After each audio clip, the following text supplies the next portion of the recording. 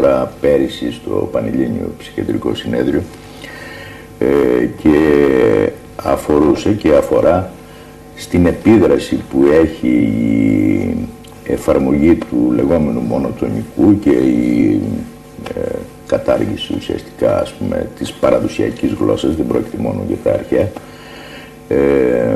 στα νέα παιδιά.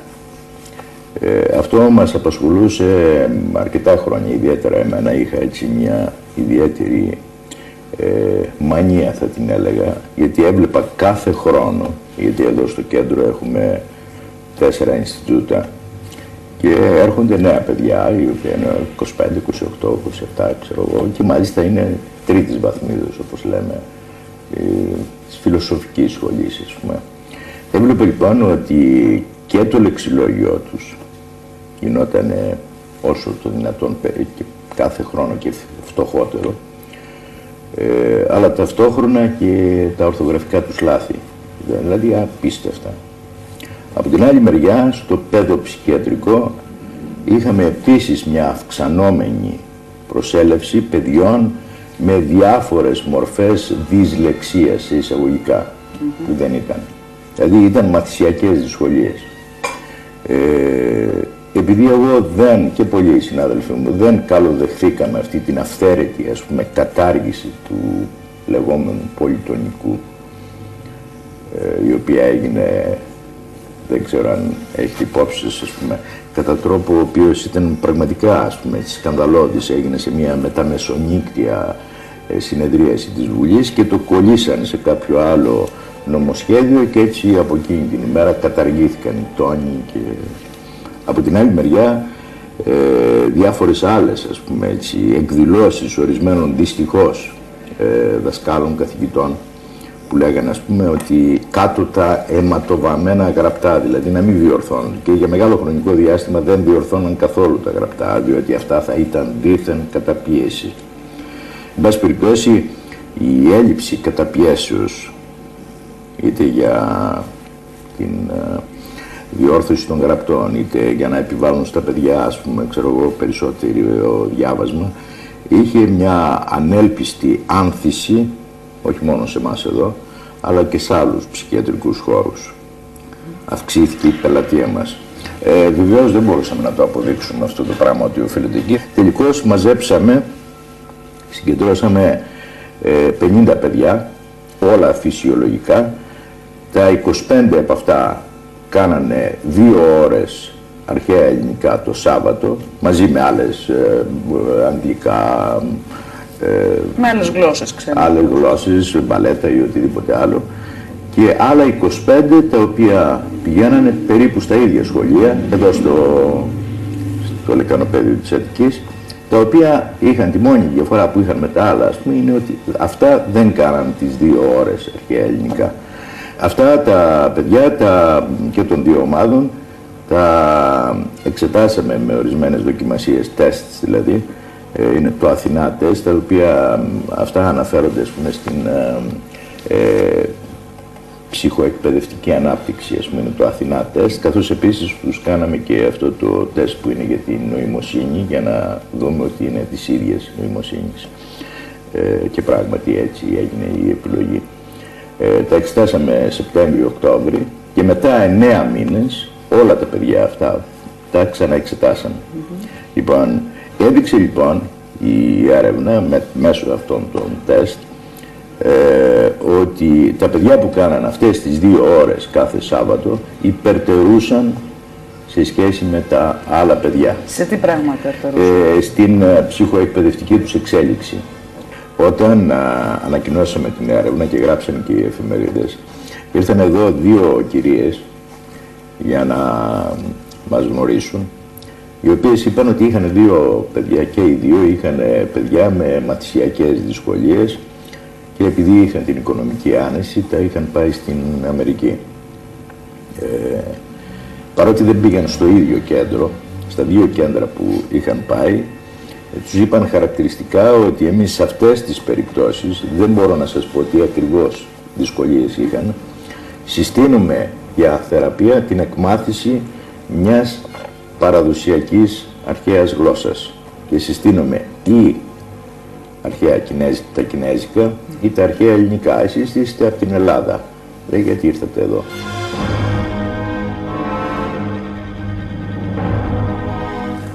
Και έχει γίνει και μια ειδική έρευνα από ό,τι ξέρω, κυρία Μαυροπούλου, για το θέμα αυτό, έτσι, για το πώς βοηθάει η σωστή εκμάθηση της ελληνικής γλώσσας και η μουσικότητά της στα παιδιά, στον ψυχισμό τους και ιδιαίτερα στα αυτιστικά παιδιά. Είναι μια έρευνα που ξεκίνησε πριν από 6 χρόνια σε φυσιολογικά παιδιά. Έχουμε 25 παιδιά που διδάχθηκαν για 1 έτος αρχαία ελληνικά και 25 παιδιά που γνώριζαν το σύστημα του σχολείου. Βέβαια, είχαν φροντίσει ομάδες να είναι ομοιογενείς στις υπόλοιπες δραστηριότητές τους. Μετά από τον πρώτο χρόνο έγιναν οι πρώτες μετρήσεις με εγκεκριμένα σταθμισμένα τεστ και εκεί φάνηκαν οι πρώτες διαφορές στα παιδιά που είχαν διδαχθεί αρχαία ελληνικά μόνο 1-2 ώρες την εβδομάδα. Μην φανταστείτε μεγάλο κόπο και έργο. Οι πρώτες λοιπόν διαφορές αφορούσαν τις οπτικοαντιληπτικές ικανότητες. Διαβάζω ακριβώς όπως οι ψυχολόγοι μας ερμηνεύουν τα αποτελέσματα. Δηλαδή βλέπουν διαφορές στην οπτική βραχύχρονη μνήμη. Αυτό είναι πολύ σημαντικό για όποιον ξέρει, έχει ασχοληθεί με την ανάγνωση και πώς επιτελείται η ανάγνωση. Είναι πολύ σημαντική η οπτική μνήμη, η ακρίβεια της γραφής και η ταχύτητα επεξεργασίας των συμβόλων για τις μικρές ηλικίες. Μετά από 3 χρόνια αυτή η έρευνα επαναλήφθηκε και εκεί βρέθηκαν ακόμα περισσότερες διαφορές, στις 2 ομάδες δηλαδή, και κυρίως στις λεκτικές ικανότητες. Δηλαδή, λεκτικές ικανότητες. Λεξιλόγιο, λεκτική κατανόηση, δημιουργία ενιών, γενικεύσεων, κατηγοριών, γενικώς ό,τι χρειάζεται για την αφαιρετική σκέψη και τη γλωσσική ανάπτυξη του παιδιού. Η διδαχή αυτή της ελληνικής γλώσσας γινόταν με πάνω στην γλώσσα που είχαμε και εμείς πριν να καταργηθούν οι τόνοι, οι δασίες, αυτά εννοείται. Ναι, επειδή δίδαξα εγώ αυτά τα παιδιά, ήταν η ελληνική γλώσσα με τα στίγματα, τα συγκεκριμένα. Το πολυτονικό. Το πολυτονικό. Διδάσκεται στα παιδιά το πολυτονικό, γιατί συνδέεται άμεσα με την μουσική της γλώσσας και το ρυθμό. Ιστορική ορθογραφία, ετυμολογία πάρα πολύ. Αυτά μας ενδιαφέρουν. Και βέβαια το παιδί να ακούσει αρχαιοελληνικό λόγο, αλλά και να μιλήσει το ίδιο. Θα πάμε σε ένα διάλειμμα και συνεχεία θέλω να σας ρωτήσουμε τι αποτέλεσμα έχει αυτή. Και εγώ θέλω να ρωτήσω το εξής. Αν όταν κάνετε το μάθημα, μιλάτε κι εσείς σε καθαρεύουσα, ας πούμε, μιλάτε στα παιδιά στην καθημερινή γλώσσα? Εξαρτάται τις συνομιλίες. Εμείς χρησιμοποιούμε την αρχαία ελληνική γλώσσα σε θεατρικά δρόμενα. Δηλαδή το παιδί που υποδέχεται το Μέγα Αλέξανδρο μιλάει αρχαία ελληνικά. Οπότε ζωντανά, βιωματικά γνωρίζει τη γλώσσα. Είναι παιχνίδι. Πάμε σε ένα διάλειμμα και συνεχίζουμε αυτή την πολύ ενδιαφέρουσα κουβέντα μας. Είστε λοιπόν πάλι στην εκπομπή όπου συζητάμε για το θέμα της αρχαίας ελληνικής γλώσσας και πώς αυτή μπορεί να χρησιμοποιηθεί ώστε να ξεπεράσουμε ενδεχομένως κάποια προβλήματα λεκτικά, δυσλεξίας ή ακόμη και για να αναπτύξουμε την ψυχοπνευματική μας υγεία. Μιλήσαμε λοιπόν με την κυρία Μαυροπούλου, η οποία διδάσκει τα παιδιά αυτά σε πολύ μικρή ηλικία και με βάση μια έρευνα που έγινε με ψυχιατρικό, αν θέλετε, ή ψυχολογικό προφίλ, μπορέσαμε να καταλήξουμε σε κάποια συγκεκριμένα αποτελέσματα. Κυρία Μαυροπούλου, τι έδειξε λοιπόν αυτή η έρευνα και αν μπορούμε να πούμε ότι ήταν τυχαία τα αποτελέσματα αυτά ή όντως συνέβη λόγω της εκμάθησης της ελληνικής γλώσσας? Φαίνεται ότι δεν είναι τυχαία, γιατί ξαναλέω, μετά από 3 έτη επανέλαβαν την ίδια έρευνα και είδαν διαφορές σε παιδιά, ακόμα και αν είχαν σταματήσει να διδάσκονται πλέον αρχαία ελληνικά. Δηλαδή, ετέθησαν τα θεμέλια, κατανόησαν τη γλώσσα, άρχισαν μόνο τους πλέον να ετυμολογούν, να σκέπτονται. Και από εκεί και πέρα τα αποτελέσματα φαίνονται κάθε χρόνο και είναι μεγαλύτερες οι διαφορές με τα φυσιολογικά παιδιά. Δηλαδή, τι διαφορές υπάρχουν συγκεκριμένα? Με συγχωρείτε. Η προσοχή και η συγκέντρωση, που είναι πάρα πολύ σημαντικά στην ανάγνωση και στην κατανόηση, διότι όταν ασκείς το παιδί στην ετυμολογία προσέχει το θέμα, την κατάληξη, το κάθε τι έχει σημασία, άρα, το γράμμα, η συλλαγή. Η προσοχή είναι πάρα πολύ σημαντικό και η προσοχή και η συγκέντρωση. Αυτά στην αρχή, για να αρχίσει το παιδί να κατανοεί, να διαβάζει, να μαθαίνει. Το δεύτερο είναι η λεκτική ανάπτυξη. Άρα έχουμε πλούσιο λεξιλόγιο, όπως ακούστηκε και νωρίτερα, πλούσια σκέψη. Αν δούμε την προσοδεία και το ρυθμό, από εκεί και πέρα έχουμε βελτίωση στην ψυχοδιανοητική ανάπτυξη του παιδιού. Το ευχάριστο βοηθάει στην μνημονική συγκράτηση, στην μάθηση του παιδιού. Είναι αλληλένδετα όλα αυτά. Το ένα φέρνει το άλλο. Το ένα φέρνει το άλλο. Μία διευκρίνηση για τα δυσλεκτικά παιδιά. Η έρευνά μας δεν έγινε με παιδιά δυσλεκτικά. Απλώς οι ψυχολόγοι λέγουν ότι τα στοιχεία αυτά βοηθούν σε μαθησιακές δυσκολίες. Το παιδί που έχει αυξημένη προσοχή και συγκέντρωση σίγουρα θα βοηθηθεί σε μαθησιακές δυσκολίες. Αυτό μένει να το ερευνήσουμε. Όμως, φέτος, σε Πανεπιστήμιο της Αυστραλίας, κυκλοφόρησε ένα paper πάρα πολύ σημαντικό. Έγινε εκεί μια έρευνα με έναν δυσλεκτικό άτομο, 40 ετών, μεγάλης ηλικίας, το οποίο διδάχθηκε 6 μήνες αρχαία ελληνικά στην Αυστραλία και βελτιώθηκε στα αγγλικά μόνο με 6 μήνες αρχαίων ελληνικών. Αυτό το λέω διότι μας παρακολουθούν και πολλές οργανώσεις που ασχολούνται με τη δυσλεξία και λέγουν «Μα αυτή η έρευνα έγινε με φυσιολογικά παιδιά». Μένει να ερευνηθεί περαιτέρω. Δίνω αυτό το στοιχείο για όποιον ψάξει και ερευνήσει. Είναι μια πολύ σημαντική πληροφορία. Μόνο με 6 μήνες δασκαλίας αρχαίων ελληνικών να έχεις αποτελέσματα σε ένα άτομο 40 ετών, μεγάλης ηλικίας για να επέμβεις, και φανταστείτε ένα άτομο που ωφελήθηκε στα αγγλικά, στα ελληνικά. Υπάρχει όμως κάτι το οποίο θέλω να μείνουμε για πολύ λίγο, και αυτό αφορά ακριβώς την προσοδεία και την εκφορά που είπατε της ελληνικής γλώσσας και των φθόγκων.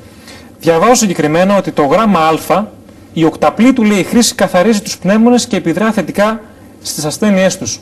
Αυτό εδώ πέρα έχει διερευνηθεί, γνωρίζετε σε ποιο βαθμό μπορεί να ευσταθεί κάτι τέτοιο? Δεν γνωρίζω συγκεκριμένα. Για το γράμμα νη έχουν γίνει κάποιες έρευνες. Κοιτάξτε να δείτε, όλα αυτά τα γράμματα τα ελληνικά, τα πρώτα ήταν 33. Τα μυστικά γράμματα είναι 5. 28 δηλαδή είχαν απομείνει για να γράφονται, τα άλλα είναι μυστικά. Γιατί είναι μυστικά τώρα? Γιατί είναι μυστικά, για διάφορους λόγους, τους οποίους είναι ένα άλλο θέμα πολύ μεγάλο. Θα θέλετε να είναι 33 οι σπόνδυλοι του ανθρώπου. Συγγνώμη. Οι σπόνδυλοι του ανθρώπου είναι 33. Δέχεται λοιπόν ακτινοβολίες, είναι λες σαν κεραία η σπονδυλική κοσμική ενέργεια. Ναι. Αυτό, κάθε σπόνδυλος λοιπόν υποτίθεται ότι αντιπροσωπεύει και ένα γράμμα. Τα 5 τελευταία που είναι σαν τα κοκκιγικά, ας τα πούμε, αυτά δεν. Η κεραία είναι κάτω. Από εκεί έρχεται προς τα πάνω και πάει στον εγκέφαλο και δημιουργείται αυτή η νοητική λειτουργία, ας πούμε. Μία μικρή ακτινοβολία, όσοι είναι τέλος πάντων, αλλά είναι και αυτή. Γιατί μέσα... λέγονται μυστικά γράμματα? Μυστικά γιατί δεν γραφόντουσαν, δεν ήταν μέσα στη γραφή, ήταν ξέχωρα. Ήταν οι σπήρες, οι μέανδροι, αυτά δηλαδή που τα υπόλοιπα, τα οποία είναι μυστικά, η λεγόμενη σβάστικα. Η σβάστικα που είναι ελληνική λέξη επίσης, σωστική σημαίνει, στα βορικά. Δηλαδή. Σωστικά θα τη λέγαμε, σβάστικα. Είναι το ωμέγα δηλαδή που είναι το W αυτό που το γράφουν. Σβάστικα το λένε βέβαια οι ξένοι τέλος πάντων. Λοιπόν, αυτά τα 5 γράμματα, τα υπόλοιπα 28 πάλι αφαιρούμε ένα, αυτά που σας λέω είναι πολύ μυστικά, αμφιβάλλω να το έχει πει και κανένας άλλος. Λοιπόν, αφαιρούμε και άλλα. Τελευταίο που αφαιρέθηκε από την ελληνική γλώσσα ήταν, όπως ξέρετε, το δίγαμα. Το δίγαμα. Το δίγαμα, αυτό το μυστικό, ας πούμε, κατά κάποιο τρόπο γράμμα, συνέδεε τις έννοιες, γιατί στον Όμηρο, ας πούμε, έχουμε γύρω στις 3.500 τόσες χασμοδίες, λόγω του ότι στην Αττική γραφή που έκαναν Πισίστρατος. Υπήρχε το δίγαμα. Υπήρχε το δίγαμα και το αφαιρέσανε η Αττική γραφή. Στη δωρική γλώσσα και στην ολογική υπήρχε. Για πρακτικούς λόγους. Ορίστε. Για πρακτικούς λόγους το αφαιρέσανε. Για πρακτικούς λόγους. Για να μην δημιουργούνται χασμοδίες, για να μην υπάρχουν τέτοια ζητήματα. Και από πολλούς άλλους λόγους, τους οποίους. Ένας από αυτούς είναι ότι είναι δύσκολο στη γραφή. Μάλιστα. Ήταν δύσκολο. Λοιπόν. Ο τέκος εμών, ποιον σε έπος φύγεν έρκος οδόντων. Όμηρος είναι αυτό, έτσι. Απαγγέλλοντας Όμηρο, μπαίνουμε σε μια άλλη διάσταση και σε μια άλλο θέμα, που είναι ο κραδασμός που υπάρχει στην ελληνική γλώσσα. Υπάρχει ένας κραδασμός. Φύγεν σι έρκος οδόντων. Το σι έπος, εδώ πρέπει να υπάρχει ένα δίγαμα. 3.800 τόσα λοιπόν λείπουν από μέσα. Όπως τώρα λέει, αφαιρέσαμε τους τόνους, έτσι ήταν και τότε. Γι' αυτό λοιπόν τον κραδασμό στην ελληνική γλώσσα, οι ήχοι δηλαδή που παράγει και τι αποτέλεσμα έχουν οι ήχοι αυτοί, μας το περιγράφει, μας το παρουσιάζει το βίντεο που θα δείτε.